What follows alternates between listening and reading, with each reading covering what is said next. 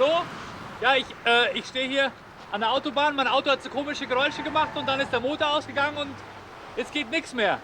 Wo sind Sie? Kurz vor der Ausfahrt Weilheim.